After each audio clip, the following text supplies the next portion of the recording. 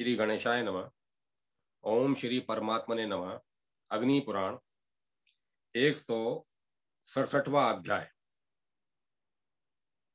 ग्रहों के अयुत लक्ष्य कोटि हवनों का वर्णन।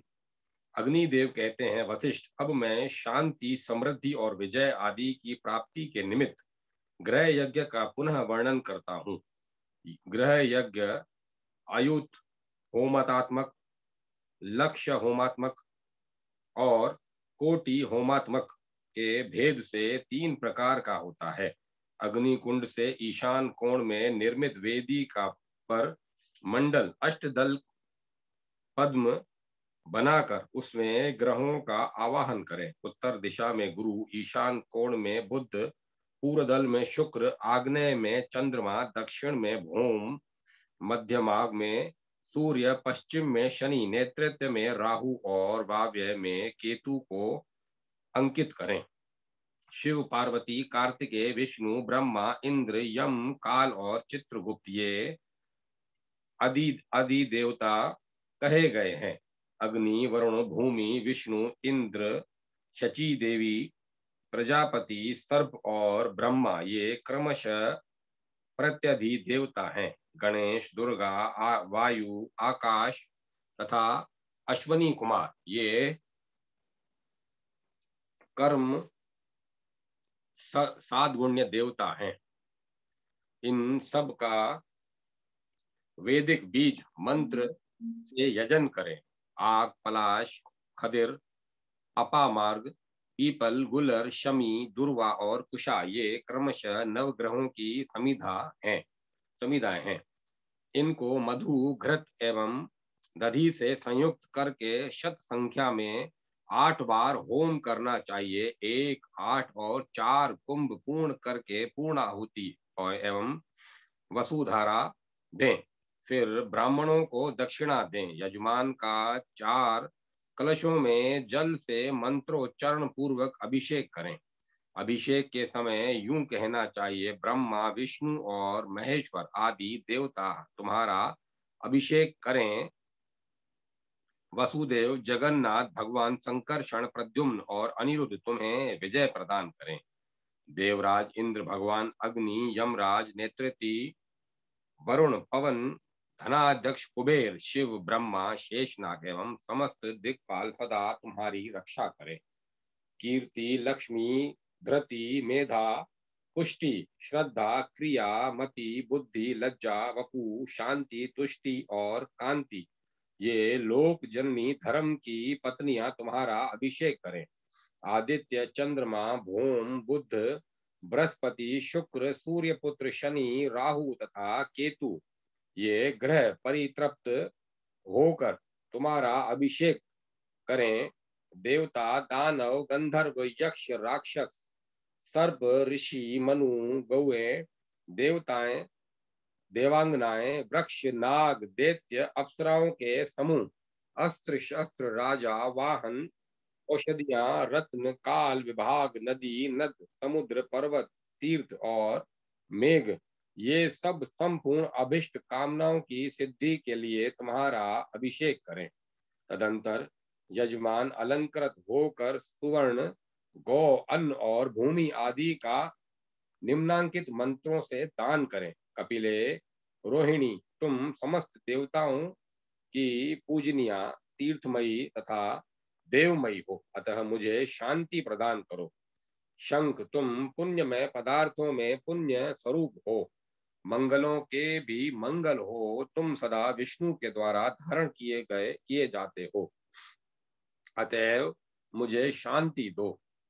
धर्म, आप वृक्ष रूप से स्थित होकर जगत को आनंद प्रदान करते हैं। आप अष्टमूर्ति शिव के अधिष्ठान हैं, अतः मुझे शांति दीजिए।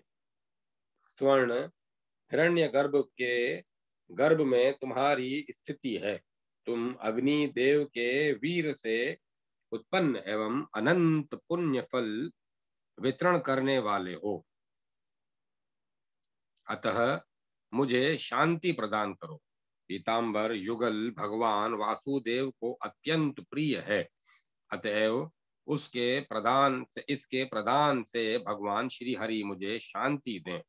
अश्व, तुम स्वरूप से विष्णु हो, क्योंकि तुम अमृत के साथ उत्पन्न हुए हो। तुम सूर्य चंद्रमा का सदा संवहन करते हो, अतः मुझे शांति दो। पृथ्वी, तुम समग्र रूप में धेनु रूपिणी हो। तुम कीचों के समान समस्त पापों का सदा अपहरण करती हो, इसीलिए मुझे शांति प्रदान करो। लोह, हल और आयुध आदि कार्य सर्वदा तुम्हारे अधीन है, अतः मुझे शांति दो। छाग, तुम यज्ञों के अंग रूप होकर स्थित हो। तुम अग्नि देव के नित्य वाहन हो, अतएव मुझे शांति से संयुक्त करो। 14 भुवनों गौओं के अंगों से में अधिष्ठित है, इसीलिए मेरा इहलोक और परलोक में भी मंगल हो। जैसे केशव और शिव की शैया अशून्य है, उसी प्रकार शैया दान के प्रभाव से जन्म जन्म में मेरी शैया भी अशून्य रहे। जैसे सभी रत्नों में समस्त देवता प्रतिष्ठित हैं, उसी प्रकार के देवता रत्नदान के उपलक्ष्य में मुझे शांति प्रदान करें। अन्य दान भूमि दान की 16वीं कला के समान भी नहीं है, इसीलिए भूमि दान के प्रभाव से मेरे पाप शांत हो जाएं। दक्षिणायुक्त अयुक्त होमात्मक ग्रह यज्ञ युद्ध में विजय प्राप्त कराने वाला है। विवाह उत्सव यज्ञ प्रतिष्ठादि क्रम में इसका प्रयोग होता है। लक्ष्य होमात्मक और कोटि होमात्मक, ये दोनों ग्रह यज्ञ संपूर्ण कामनाओं की प्राप्ति कराने वाले हैं। अयुक्त होमात्मक यज्ञ के लिए ग्रह देश में यज्ञ मंडप का निर्माण करके उसमें हाथ भर गहरा मेखलाओं नियुक्त कुंड बनावें और 4 ऋत्विजों का वरण करें, अथवा स्वयं अकेला संपूर्ण कार्य करें। लक्ष्य होमात्मक यज्ञ में पूर्व की अपेक्षा सभी 10 गुना होता है। इसमें 4 हाथ या 2 हाथ प्रमाण का कुंड बनावें। इसमें तार्क्ष का पूजन विशेष होता है। तार्क्ष पूजन का मंत्र यह है: तार्क्ष, साम ध्वनि तुम्हारा शरीर है, तुम श्री हरि के वाहन हो, विश्व रोग को सदा दूर करने वाले हो, अतएव मुझे शांति प्रदान करो। तदंतर कलशों को पूर्वत अभिमंत्रित करके लक्ष्य होम का अनुष्ठान करें। फिर वसुधारा देकर शैया एवं आभूषण आदि का दान करें। लक्ष्य होम में 10 या 8 ऋत्विज होने चाहिए। दक्षिणायुक्त लक्ष्य होम से साधक पुत्र, अन्न, राज्य, विजय, भोग एवं मोक्ष आदि प्राप्त करता है। कोटि होमात्मक ग्रह यज्ञ पूर्वोक्त फलों के अतिरिक्त शत्रुओं का विनाश करने वाला है। इसके लिए 4 हाथ या 8 हाथ गहरा कुंड बनावें और 12 ऋत्विजों का वरण करें। पट पर 25 या 16 तथा द्वार पर 4 कलशों की स्थापना करें। कोटि होम करने वाला संपूर्ण कामनाओं से संयुक्त होकर विष्णु लोक को प्राप्त होता है। ग्रह मंत्र, वैष्णव मंत्र, गायत्री मंत्र, आग्नेय मंत्र, शैव्य मंत्र एवं प्रसिद्ध वैदिक मंत्रों से हवन करें। तिल, यव, घृत और धान्य का हवन करने वाला अश्वमेघ यज्ञ के फल को प्राप्त होता है।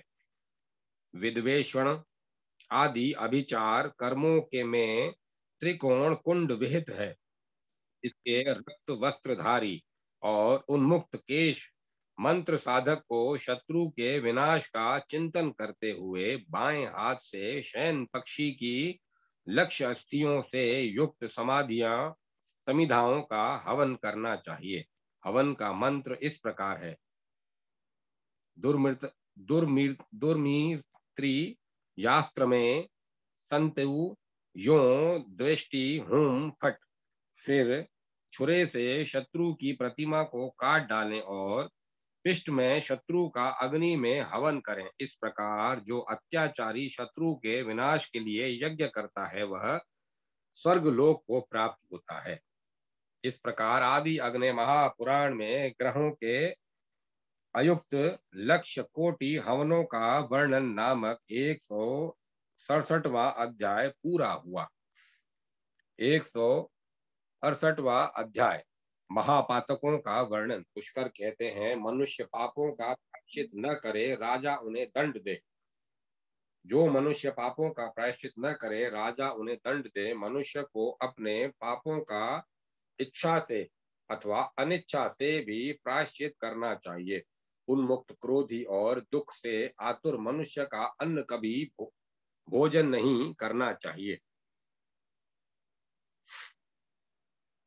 जिस अन्न का महापातकी ने स्पर्श कर लिया हो, जो रजस्वला स्त्री द्वारा छुआ गया हो, उस अन्न का भी परित्याग कर देना चाहिए।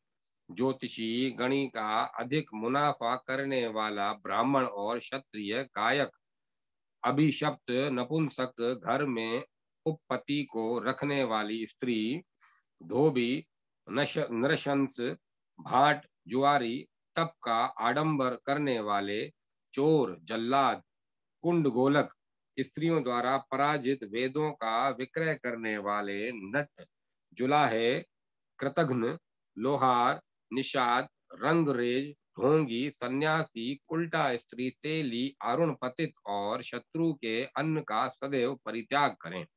इसी प्रकार ब्राह्मण के बिना बुलाए ब्राह्मण का अन्न भोजन न करें।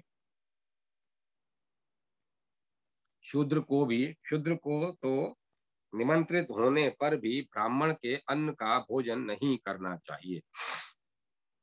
इनमें से बिना जाने किसी का अन्न खाने पर 3 दिन तक उपवास करें। जानबूझकर खा लेने पर कृश व्रत करें। वीर्य, मल, मूत्र तथा श्रपाक, चांडाल का अन्न पाकर इंद्रायण व्रत करें। मृत व्यक्ति के उद्देश्य से प्रदत्त गाय का सूंघा हुआ, शूद्र अथवा कुत्ते के द्वारा उच्चिष्ट किया हुआ तथा पतित का अन्न भक्षण करके तृप्त कृच्छ करें। किसी के यहाँ सूतक होने पर जो उसका अन्न खाता है वह भी अशुद्ध हो जाता है। इसीलिए अशोच युक्त मनुष्य का अन्न भक्षण करने पर कृश व्रत करें। जिस कुएं में 5 नखों वाला पशु मरा पड़ा हो, जो एक बार अपवित्र वस्तु से युक्त हो चुका हो, उसका जल पीने पर श्रेष्ठ ब्राह्मणों को 3 दिन तक उपवास रखना चाहिए। शूद्र को सभी प्रायश्चित 1/4, वैश्य को 2/4 और क्षत्रिय को 3/4 करने चाहिए। ग्राम सुकर, गर्दभ,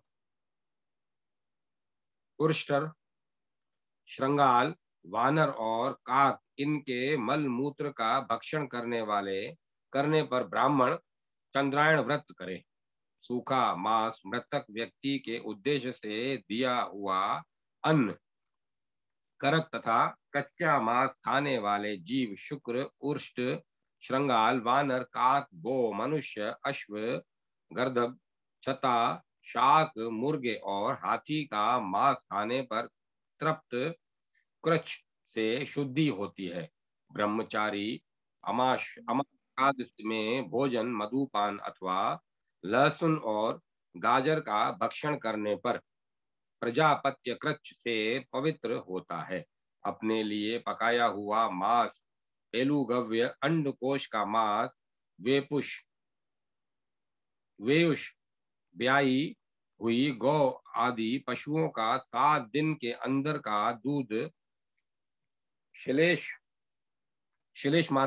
मातक, बहुवार, मिट्टी एवं दूषित लपसी, खीर, पुआ और पूरी, यज्ञ संबंधी संस्कार सहित मांस, देवता के निमित्त रखा हुआ अन्न और हवि, इनका भक्षण करने पर चंद्रायण व्रत करने से शुद्धि होती है। गाय, भैंस और बकरी के दूध के सिवा अन्य पशुओं के दुग्ध का परित्याग करना चाहिए। इनमें इनके भी बयाने के 10 दिन के अंदर का दूध काम में नहीं लेना चाहिए। अग्निहोत्र की प्रज्वलित अग्नि में हवन करने वाला ब्राह्मण यदि स्वेच्छा पूर्वक जौ और गेहूं से तैयार की हुई वस्तुओं, दूध के विकारों, वाघ, षाढ़ चक्र आदि तथा तेल, घी आदि चिकने पदार्थों से संस्कृत बासी अन्न को खा ले तो उसे 1 मास तक चंद्रायण व्रत करना चाहिए, क्योंकि वह दोष वीर हत्या के समान माना जाता है। ब्रह्म हत्या, सुरापान, चोरी, गुरु तल्प गमन ये महापातक कहे गए हैं। इन पापों के करने वाले मनुष्य का संसर्ग भी महापातक माना गया है। झूठ को बढ़ावा देना, राजा के समीप किसी की चुगली करना, गुरु पर झूठा दोषारोपण, ये ब्रह्म हत्या के समान है।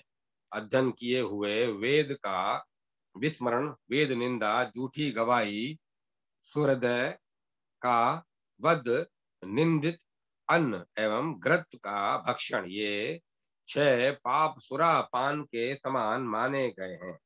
धरोवर का अपहरण, मनुष्य, घोड़े, चांदी, भूमि और हीरे आदि रत्नों की चोरी स्वर्ण की चोरी के समान मानी गई है। सगोत्रा स्त्री, कुमारी कन्या, चांडाली, मित्र पत्नी और पुत्र वधू, इनमें वीर्यपात करना गुरु पत्नी गमन के समान माना गया है। गोवध, अयोग्य व्यक्ति से यज्ञ कराना, पर स्त्री गमन, अपने को बेचना तथा गुरु माता पिता पुत्र स्वाध्याय और अग्नि का परित्याग, परिवेता आदि परिविति होना, इन दोनों में से किसी को कन्या दान करना और इनका यज्ञ कराना, कन्या को दूषित करना, ब्याज से जीविका निर्वाह, व्रत भंग, सरोवर उदान, स्त्री एवं पुत्र को बेचना, समय पर यज्ञोपवीत ग्रहण न करना, बांधवों का त्याग, वेतन लेकर अध्यापन कार्य करना, वेतन भोगी गुरु से पढ़ना, न बेचने योग्य वस्तुओं को बेचना, स्वर्ण आदि की खान का काम करना, विशाल यंत्र चलाना, लता गुल्म आदि औषधियों का नाश, स्त्रियों के द्वारा जीविका उपार्जित करना, नित्य नैमित्तिक कर्म का उल्लंघन, लकड़ी के लिए हरे भरे वृक्ष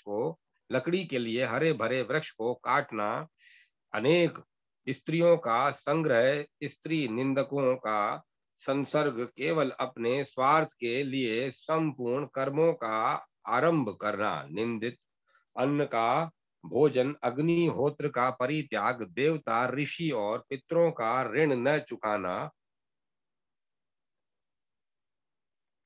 असत शास्त्रों को पढ़ना, दोशील परायण होना, व्यसन में आसक्ति, धान्य, धातु और पशुओं की चोरी, मदपान करने वाली नारी से समागम, स्त्री, शूद्र, वैश्य अथवा क्षत्रिय का वध करना एवं नास्तिकता, ये सब उपातक हैं। ब्राह्मणों को उपहार करके रोगी बनाना, लहसुन और मद आदि को सूंघना, भिक्षा से निर्वाह करना, गुदा मैथुन, ये सब जाति भ्रनशंकर पातक बतलाए गए हैं। गर्दभ, घोड़ा, ऊंट, मृग, हाथी, भेड़, बकरी, मछली, सर्प और नेवला, इनमें से किसी का वध संकरीकरण कहलाता है। निंदित मनुष्यों से धन ग्रहण, वाणिज्य वृत्ति, शूद्र की सेवा एवं असत्य भाषण, ये अपात्रीकरण पातक माने जाते हैं। कृमि और कीटों का वध, मद युक्त भोजन, फल, काष्ठ और पुष्प की चोरी तथा धैर्य का परित्याग, ये मालिनीकरण पातक कहलाते हैं। इस प्रकार आदि अग्नि महापुराण में महापातक आदि का वर्णन नामक 159वां अध्याय पूरा हुआ। 168वां अध्याय पूरा हुआ। 169वां अध्याय ब्रह्म हत्या आदि विविध पापों के प्रायश्चित। पुष्कर कहते हैं, अब मैं आपको इन सब पापों के प्रायश्चित बतलाता हूँ। ब्रह्म हत्या करने वाला अपनी शुद्धि के लिए भिक्षा का अन्न भोजन करते हुए एवं मृतक के सिर की ध्वजा धारण करके वन में कुटी बनाकर 12 वर्ष तक निवास करे अथवा नीचे मुख करके धधकती हुई आग में 3 बार गिरे अथवा अश्वमेघ यज्ञ या स्वर्ग पर विजय प्राप्त कराने वाले गोमेध यज्ञ का अनुष्ठान करे अथवा किसी एक वेद का पाठ करता हुआ 100 योजन तक जाए या अपना सर्वस्व वेद वेता ब्राह्मण को दान कर दे।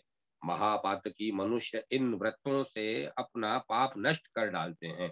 गोवध करने वाला और उपपात की 1 मास तक अवपान करके रहे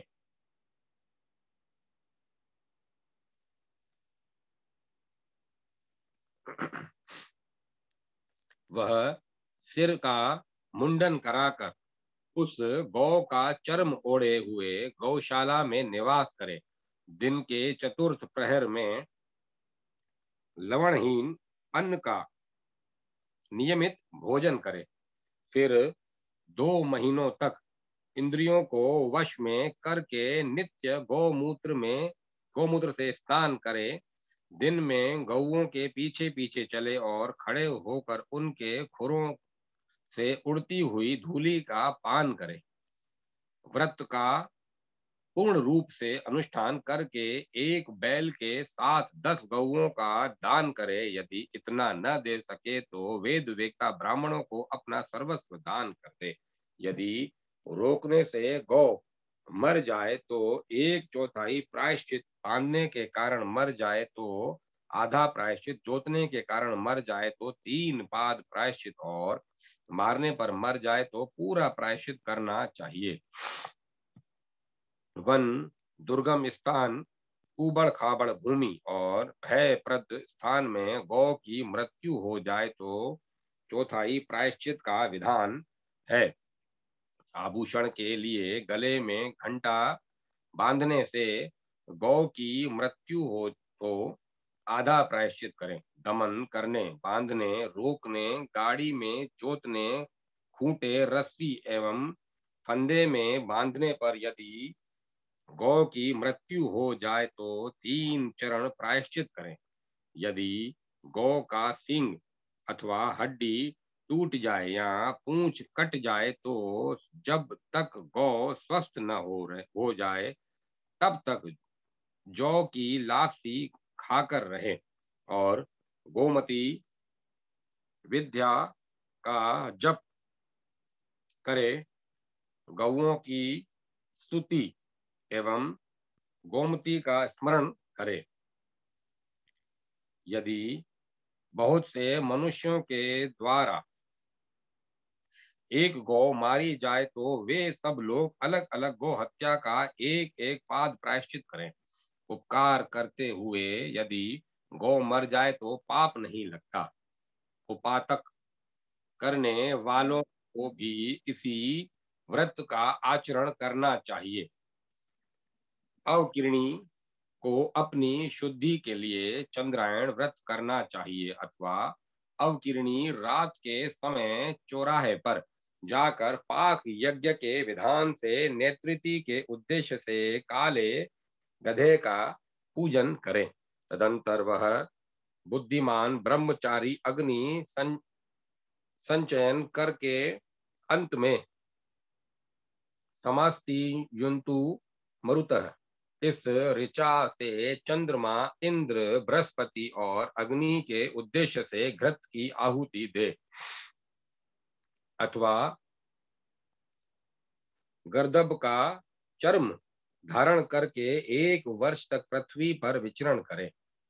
अज्ञान से भ्रूण हत्या करने पर ब्रह्म हत्या का प्रायश्चित करे। मोहवश सुरापान करने वाला द्विज अग्नि के समान जलती हुई सुरा का पान करे, अथवा तपाकर अग्नि के समान रंग वाले गौमूत्र या जल का पान करे। स्वर्ण की चोरी करने वाला ब्राह्मण राजा के पास जाकर अपने चौर्य कर्म के विषय में बतलाया था। वह कहे, आप मुझे दंड दीजिए। तब राजा मूसल लेकर अपने आप आए हुए उस ब्राह्मण को एक बार मारे। इस प्रकार वध होने से अथवा तपस्या करने से स्वर्ण की चोरी करने वाले अथवा तपस्या करने से स्वर्ण की चोरी करने वाले ब्राह्मण की शुद्धि होती है। गुरु पत्नी गमन करने वाला स्वयं अपने लिंग और अंडकोश को काटकर उसे अंजलि में ले मरने तक नेत्रति कोण की ओर चलता जाए, अथवा इंद्रियों को संयम में रखकर 3 मास तक चंद्रायण व्रत करे। जानबूझकर कोई सा भी जाति भ्रन शंकर पातक करके संतापन कृच्छ और अज्ञानवश हो जाने पर प्रजापत्य कृश करे। संक्रीकरण अथवा अपात्रीकरण पातक करने पर 1 मास तक चंद्रायण व्रत करने से शुद्धि होती है। मालिनीकरण पातक करने पर 3 दिन तक तप्त याव का पान करे। क्षत्रिय का वध करने पर ब्रह्म हत्या का 1/4 प्रायश्चित विहित है। वैश्य का वध करने पर अष्टमांश, सदाचारी शूद्र का वध करने पर 16 प्रायश्चित करें। बिल्ली, नेवला, नीलकंठ, मेंढक, कुत्ता, गोह, उल्लुक, काक अथवा चोरों में से किसी वर्ण की स्त्री की हत्या होने पर शूद्र हत्या का प्रायश्चित करे। स्त्री की अज्ञानवश हत्या करके भी शूद्र हत्या का प्रायश्चित करें। सर्पादि का वध होने पर नतव्रत और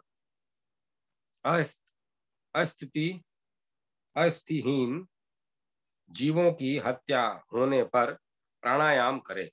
दूसरे के घर से अल्प मूल्य वाली वस्तु की चोरी करके संतापन कृच्छ करे। व्रत के पूर्ण होने पर शुद्धि होती है। भक्ष्य और भोज्य वस्तु, यान, शय्या, आसन, पुष्प, मूल और फलों की चोरी में पंचगव्य के पान से शुद्धि होती है। तृण, काष्ठ, वृक्ष, सूखे अनाज, गुड़, वस्त्र, चर्म और मांस की चोरी करने पर 3 दिन तक भोजन का परित्याग करें। मणि, मोती, मूंगा, तांबा, चांदी, लोहा, कांसा अथवा पत्थर की चोरी करने वाला 12 दिन तक अन्न का कण मात्र खाकर रहे। कपास, रेशम, ऊन तथा 2 खुर वाले बैल आदि, 1 खुर वाले घोड़े आदि पशु पक्षी, सुगंधित द्रव्य, औषध अथवा रस्सी चुराने वाला मनुष्य 3 दिन तक दूध पीकर रहे। मित्र पत्नी, पुत्र वधु, कुमारी और चांडाली के वीर्यपात करके गुरु पत्नी गमन का प्रायश्चित करे। फुफेरी बहन, मौसेरी बहन और सगी ममेरी बहन से गमन करने वाला चंद्रायण व्रत करे। मनुष्यतर योनि में रजस्वला स्त्री में योनि के सिवाय अन्य स्थान में अथवा जल में वीर्यपात करने वाला मनुष्य कृश संताप व्रत करे। पुरुष अथवा स्त्री के साथ बैलगाड़ी पर जल में या दिन के समय मैथुन करके ब्राह्मण वस्त्रों सहित स्नान करे। चांडाल और अंत्यज जाति की स्त्रियों से अज्ञानवश समागम करके उनका अन्न खाकर या उनका प्रतिग्रह स्वीकार करके ब्राह्मण पतित हो जाता है। जानबूझकर ऐसा करने से वह उन्हीं के समान हो जाता है। व्यभिचारिणी स्त्री का पति उसे एक घर में बंद करके रखे और पर स्त्री गामी पुरुष के लिए जो प्रायश्चित विहित है वह उससे करावे। यदि वह स्त्री अपने समान जाति वाले पुरुष के द्वारा पुनः दूषित हो तो उसकी शुद्धि कृश और चंद्रायण व्रत से बतलाई गई है। जो ब्राह्मण एक रात वृषली का सेवन करता है वह 3 वर्ष तक नित्य भिक्षान का भोजन और गायत्री जप करने पर शुद्ध होता है। इस प्रकार आदि अग्नि महा पुराण में प्रायश्चितों का वर्णन नामक 169वां अध्याय पूरा हुआ। 170वां अध्याय विभिन्न प्रायश्चितों का वर्णन। पुष्कर कहते हैं, अब मैं महापातकियों का संसर्ग करने वाले मनुष्य के लिए प्रायश्चित बतलाता हूँ।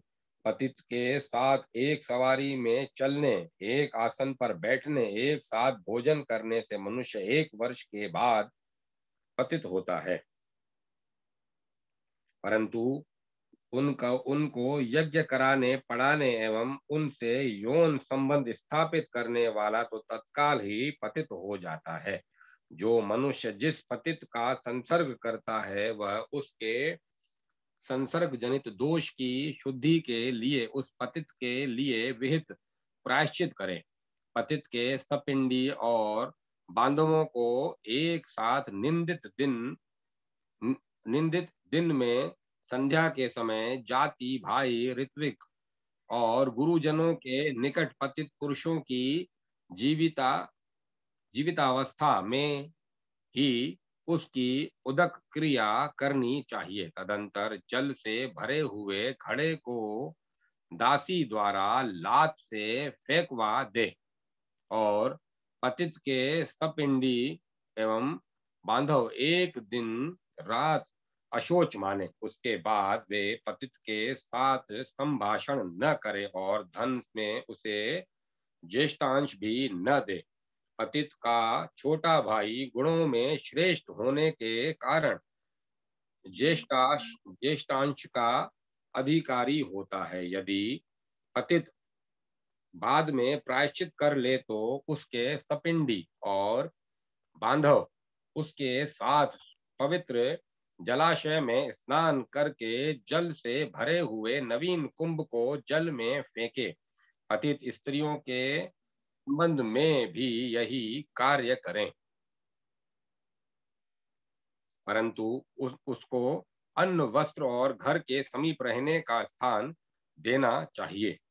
जिन ब्राह्मणों को समय पर विधि के अनुसार गायत्री का उपदेश प्राप्त नहीं हुआ है उनसे 3 पत्य कराकर उनका विधिवत उपनयन संस्कार करावे। निषिद्ध कर्मों का आचरण करने से जिन ब्राह्मणों का परित्याग कर दिया गया हो उनके लिए भी इसी प्रायश्चित का उपदेश करें। ब्राह्मण संयत चित्त होकर 3 सहस्त्र गायत्री का जप करके गौशाला में 1 मास तक दूध पीकर निंदित प्रतिग्रह के पाप से छूट जाता है। संस्कारहीन मनुष्यों का यज्ञ कराकर गुरुजनों के सिवाय दूसरों का अंत्येष्टि कर्म, अभिचार कर्म अथवा अहीन यज्ञ कराकर ब्राह्मण 3 प्रजापत्य व्रत करने पर शुद्ध होता है। जो द्विज शरणागत का परित्याग करता है और अनधिकारी को अनाधिकारी को वेद का उपदेश करता है वह 1 वर्ष तक नियमित आहार करके उस पाप से मुक्त होता है। कुत्ता, सियार, गर्दभ, बिल्ली, नेवला, मनुष्य, घोड़ा, ऊंट और सुअर के द्वारा काटे जाने पर प्राणायाम करने से शुद्धि होती है। स्नातक के व्रत का लोप और नियत कर्म का उल्लंघन होने पर निराहार रहना चाहिए। यदि ब्राह्मण के लिए होमकार और अपने से श्रेष्ठ के लिए तुम का प्रयोग हो जाए तो स्नान करके दिन में के शेष भाग में उपवास रखें और अभिवादन करके उन्हें प्रसन्न करें। ब्राह्मण पर प्रहार करने के लिए डंडा उठाने पर प्रजापत्य व्रत करें। यदि डंडे से प्रहार कर दिया हो तो अति कृच्छ, और यदि प्रहार से ब्राह्मण के खून निकल आया हो तो कृच्छ एवं अति कृच्छ व्रत करें। इसके जिसके घर में अनजान में चांडाल आकर टिक गया हो तो भली भांति जानने पर यथा समय उसका प्रायश्चित करें। चंद्रायण अथवा पराक व्रत करने से द्विजों की शुद्धि होती है। शूद्रों की शुद्धि प्रजापत्य व्रत से हो जाती है। शेष कर्म उन्हें द्विजों की भांति करने चाहिए। घर में जो गुड़, कुसुम्ब, लवण एवं धान्य आदि पदार्थ हों उन्हें द्वार पर एकत्रित करके अग्नि देव को समर्पित करें। मिट्टी के पात्रों का त्याग कर देना चाहिए। शेष द्रव्यों की शास्त्रीय विधि के अनुसार द्रव्य शुद्धि विहित है। चांडाल के स्पर्श से दूषित एक कुएं का जल पीने वाले जो ब्राह्मण हैं वे उपवास अथवा पंचगव्य के पान से शुद्ध हो जाते हैं। जो द्विज इच्छा अनुसार चांडाल का स्पर्श करके भोजन कर लेता है उसे चंद्रायण अथवा तप्त कृच्छ करना चाहिए। चांडाल आदि घृणित जातियों के स्पर्श से जिनके पात्र अपवित्र हो गए हैं वे द्विज उन पात्रों में भोजन एवं पान करके षडराव्रत षडरात्र व्रत करने से शुद्ध होते हैं। अंत्यज का उच्चिष्ट खाकर द्विज चंद्रायण व्रत करे और शूद्र त्रिरात व्रत करे। जो द्विज चांडालों के कुएं या पात्र का जल बिना जाने पी लेता है वह संताप कृच्छ करे एवं शुद्ध शूद्र ऐसा करने पर एक दिन उपवास करे। जो द्विज चांडाल का स्पर्श करके जल पी लेता है उसे त्रिरात व्रत करना चाहिए, और ऐसा करने वाले शूद्र को एक दिन का उपवास करना चाहिए। ब्राह्मण यदि उच्चिष्ट कुत्ता अथवा शूद्र का स्पर्श करे तो एक रात उपवास करके पंचगव्य पीने से शुद्ध होता है। वैश्य अथवा क्षत्रिय का स्पर्श होने पर स्नान और नत व्रत करे। मार्ग में चलता हुआ ब्राह्मण यदि वन अथवा जल रहित प्रदेश में मकान हाथ में लिए मल मूत्र का त्याग कर देता है तो उस द्रव्य को अलग न रखकर उस अपने अंग में रखे हुए ही आचमन आदि से पवित्र होकर अन्न का प्रोक्षण करके उसे सूर्य और अग्नि को प्रदर्शित करें।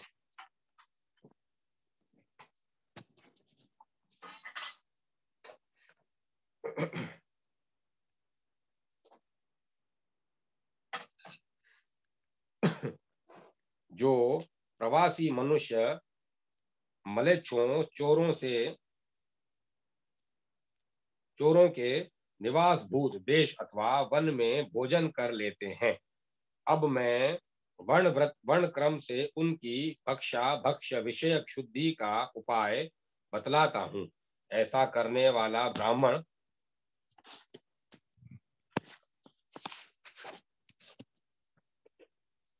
ऐसा करने वाले ब्राह्मण को अपने गांव में आकर पूर्णकृत क्षत्रियों को 3 चरण एवं वैश्यों को आधा व्रत करके पुनः अपना संस्कार कराना चाहिए। 1/4 व्रत करके दान देने से शूद्र की भी शुद्धि होती है। यदि किसी स्त्री का समान वर्ण वाली रजस्वला स्त्री से स्पर्श हो जाए तो वह उसी दिन स्नान करके शुद्ध हो जाती है। इसमें कोई संशय नहीं है। अपने से निकृष्ट जाति वाले रजस्वला का स्पर्श करके रजस्वला स्त्री को तब तक भोजन नहीं करना चाहिए जब तक कि वह शुद्ध नहीं हो जाती। उसकी शुद्धि चौथे दिन के शुद्ध स्नान से ही होती है। यदि कोई द्विज मूत्र त्याग करके मार्ग में चलता हुआ भूलकर जल पी ले तो वह एक दिन रात उपवास रखकर पंचगव्य के पान से शुद्ध होता है। जो मूत्र त्याग करने के पश्चात आचमनादि शौच न करके मोहवश भोजन कर लेता है वह तीन दिन तक अपवा अपवा अप यवपान करने से शुद्ध होता है। जो ब्राह्मण सन्यासी आदि की दीक्षा लेकर गृहस्थाश्रम का परित्याग कर चुके हों और पुनः संन्यास आश्रम से गृहस्थाश्रम में लौटना चाहते हों, अब मैं उनकी शुद्धि के विषयक में कहता हूँ। उनसे 3 प्रजापत्य अथवा चंद्रायण व्रत कराने चाहिए। फिर उनके जात कर्म आदि संस्कार पुनः कराने चाहिए। जिसके मुख से जूते या किसी अपवित्र वस्तु का स्पर्श हो जाए उसकी मिट्टी और गोबर के लेपन तथा पंचगव्य के पान से शुद्धि होती है। नील की खेती, विक्रय और नीले वस्त्र आदि का धारण ये ब्राह्मण का पतन करने वाले हैं। इन दोषों से युक्त ब्राह्मण की 3 प्रजापत्य व्रत करने से शुद्धि होती है। यदि रजस्वला स्त्री को अंत्यज या चांडाल छू जाए तो त्रिरात व्रत करने से चौथे दिन उसकी शुद्धि होती है। चांडाल, श्वापाक, मजा, स्तुति का स्त्री शव का स्पर्श करने वाले मनुष्य को छूने पर तत्काल स्नान करने से शुद्धि होती है। मनुष्य के अस्थि का स्पर्श होने पर तेल लगाकर स्नान करने से ब्राह्मण विशुद्ध हो जाता है। गली के कीचड़ के छींटे लग जाने पर नाभि के नीचे का भाग मिट्टी या जल से धोकर स्नान करने से शुद्धि होती है। वमन अथवा विरेचन के बाद स्नान करके घृत का प्राशन करने से शुद्धि होती है। स्नान के बाद शोर कर्म करने वाला और ग्रहण के समय भोजन करने वाला प्रजापत्य व्रत करने से शुद्ध होता है। पंक्ति दूषक मनुष्यों के साथ पंक्ति में बैठकर भोजन करने वाला कुत्ते अथवा कीट से दंशित मनुष्य पंचगव्य के पान से शुद्धि प्राप्त करता है। आत्म हत्या की चेष्टा करने वाले मनुष्य की प्रजापत्य व्रत जप और होम से शुद्धि होती है। होमादि के अनुष्ठान से पश्चाताप से सभी प्रकार के पापियों की शुद्धि होती है। इस प्रकार आदि अग्नि महापुराण में प्रायश्चितों का वर्णन नामक 170वां अध्याय पूरा हुआ। 171वां अध्याय गुप्त पापों के प्रायश्चित का वर्णन। पुष्कर कहते हैं, अब मैं गुप्त पापों के प्रायश्चितों का वर्णन करता हूँ जो परम शुद्धि प्रद हैं। 1 मास तक पुरुष सूक्त का जप पापों का नाश करने वाला है। अघमर्षण मंत्र का 3 बार जप करने से मनुष्य सभी प्रकार के पापों से मुक्त हो जाता है। वेद मंत्र, वायु सूक्त और यम सूक्त के जप एवं गायत्री का जप करने से मनुष्य अपने सब पापों को नष्ट कर डालता है। समस्त कृच्छों में मुंडन, स्नान, हवन और श्री हरि का पूजन विहित है। कृच्छ व्रत करने वाला दिन में खड़ा रहे और रात में बैठा रहे इसे वीरासन कहा गया है। इससे मनुष्य निष्पाप हो जाता है। 1 महीने तक प्रतिदिन 8 ग्रास भोजन करे, इसे यति चंद्रायण कहते हैं। 1 मास तक नित्य प्रातः काल 4 ग्रास और सायंकाल 4 ग्रास भोजन करने से शिशु चंद्रायण होता है। 1 मास में किसी भी प्रकार 240 पिंड भोजन करे, यह सूर्य चंद्रायण की विधि है। 3 दिन गरम जल, 3 दिन गरम दूध, 3 दिन गरम घी और 3 दिन वायु पीकर रहे, इसे तप्त कृच्छ कहा गया है। और इसी क्रम से 3 दिन ठंडा जल, 3 दिन ठंडा दूध, 3 दिन ठंडा घी और 3 दिन वायु पीकर शीत कृच्छ होता है। 21 दिन तक केवल दूध पीकर रहने से कृच्छाति कृच्छ होता है। 1 दिन गौमूत्र, गोबर, दूध, दही, घी और कुश जल का भक्षण करके रहे तथा 1 दिन उपवास करे, इसे कृच्छ संतापन व्रत माना गया है। संतापन कृच्छ की वस्तुओं को एक एक दिन के क्रम से लेने पर महासंतापन व्रत माना जाता है। इन्हीं वस्तुओं को 3-3 दिन के क्रम से ग्रहण करने पर आति संतापन माना जाता है। 12 दिन निराहार रहने से पराग कृच्छ होता है। 3 दिन प्रातः काल, 3 दिन सायंकाल और 3 दिन बिना मांगे मिली हुई वस्तु का भोजन करे और अंत में 3 दिन उपवास रखे, इसे प्रजापत्य व्रत कहा गया है। इसी के एक चरण का अनुष्ठान कृच्छपाद कहलाता है। 1 मास तक फल खाकर रहने से फल कृच्छ और बेल खाकर रहने से श्री कृच्छ होता है। इसी प्रकार पद्माक्ष कमलगट्टा खाकर रहने से पद्माक्ष कृच्छ, आंवले खाकर रहने से आमल कृच्छ और पुष्प खाकर रहने से पुष्प कृच्छ होता है। पूर्वोक्त क्रम से केवल पत्ते खाकर रहने से पत्र कृच्छ, जल पीकर रहने से जल कृच्छ, केवल मूल का भोजन करने से मूल कृच्छ और दधि, दुग्ध अथवा तर्क पर निर्भर रहने से क्रमशः दधि कृच्छ, दुग्ध कृच्छ और तर्क कृच्छ होते हैं। 1 मास तक अंजलि भर अन्न के भोजन से वाव्य कृच्छ होता है। 12 दिन केवल तिल का भोजन करके रहने से आग्नेय कृच्छ माना गया है, जो दुखों का विनाश करने वाला है। 1 पक्ष तक 1 पसर लाज खील या का भोजन करे। चतुर्दशी और एवं पंचदशी, अमावस्या और एवं पूर्णिमा को उपवास रखे। फिर गव्यापन करके हविषान का भोजन करे, यह ब्रह्मकृच्छ व्रत होता है। इस व्रत को 1 मास में 2 बार करने से मनुष्य समस्त पापों से मुक्त हो जाता है। जो मनुष्य धन, पुष्टि, स्वर्ग एवं पाप नाश की कामना से देवताओं का आराधन एवं कृच्छ व्रत करता है, वह सब कुछ प्राप्त कर लेता है। इस प्रकार आदि अग्नि महापुराण में गुप्त पापों के प्रायश्चित का वर्णन नामक 171वां अध्याय पूरा हुआ। 172वां अध्याय समस्त पाप नाशक स्तोत्र। पुष्कर कहते हैं,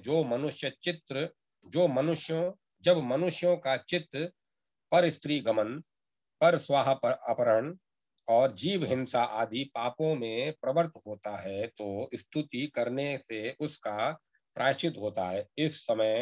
उस समय निम्नलिखित प्रकार से भगवान श्री विष्णु की स्तुति करें। सर्वव्यापी विष्णु जो को सदा नमस्कार है। श्री हरि विष्णु को नमस्कार है। मैं अपने चित्त में स्थित सर्वव्यापी अहंकार शून्य श्री हरि को नमस्कार करता हूँ। मैं अपने मानस में विराजमान अव्यक्त, अनंत और अपराजित परमेश्वर को नमस्कार करता हूँ। सबके पूजनीय, जन्म और मरण से रहित प्रभावशाली श्री विष्णु को नमस्कार है। विष्णु मेरे चित्त में निवास करते हैं, विष्णु मेरी बुद्धि में विराजमान है, विष्णु मेरे अहंकार के में प्रतिष्ठित हैं और विष्णु मुझ में भी स्थित है। वे श्री विष्णु ही चराचर प्राणियों के कर्मों के रूप में स्थित है। उनके चिंतन से मेरे पाप का विनाश हो। जो ध्यान करने पर पापों का हरण करते हैं और भावना करने से स्वप्न में दर्शन देते हैं। इंद्र के अनुज शरणागत जनों का दुख दूर करने वाले उन पापहारी श्री विष्णु को मैं नमस्कार करता हूँ। मैं इस निराधार जगत में अज्ञान अंधकार में डूबते हुए को हाथ का सहारा देने वाले परात्पर स्वरूप श्री विष्णु को सम्मुख प्रणत होता हूँ। सर्वेश्वर प्रभु कमल नयन परमात्मन ऋषिकेश आपको नमस्कार है। इंद्रियों के स्वामी श्री विष्णु आपको नमस्कार है। नरसिंह अनंत स्वरूप गोविंद समस्त भूत प्राणियों की सृष्टि करने वाले केशव मेरे द्वारा जो दुर्वचन कहा गया हो अथवा पाप पूर्ण चिंतन किया गया हो उस पाप का प्रशमन कीजिए। आपको नमस्कार है केशव। अपने मन के वश में होकर मैंने जो न करने योग्य अत्यंत उग्र पाप पूर्ण चिंतन किया है उसे शांत कीजिए। परमार्थ परायण ब्राह्मण प्रिय गोविंद अपनी मर्यादा से कभी च्युत न होने वाले जगन्नाथ जगत का भरण पोषण करने वाले देवेश्वर मेरे पाप का विनाश कीजिए। मैंने मध्याह्न उपराह्न सायकाल एवं रात्रि के समय जानते हुए अथवा अनजाने शरीर मन एवं वाणी के द्वारा जो पाप किया हो, पुंडरीकाक्ष ऋषिकेश माधव आपके इन 3 नामों के उच्चारण से मेरे वे सब पाप क्षीण हो जाएं। कमल नयन लक्ष्मीपते इंद्रियों के स्वामी माधव आज आप मेरे शरीर एवं वाणी द्वारा किए हुए पापों का हनन कीजिए।